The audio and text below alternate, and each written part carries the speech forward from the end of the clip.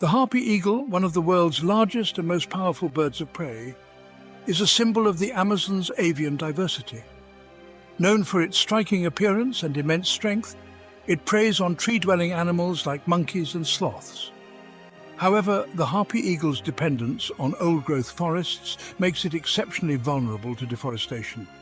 As vast swathes of rainforest are cleared for agriculture and logging, their nesting sites and hunting grounds disappear, pushing this magnificent bird closer to extinction.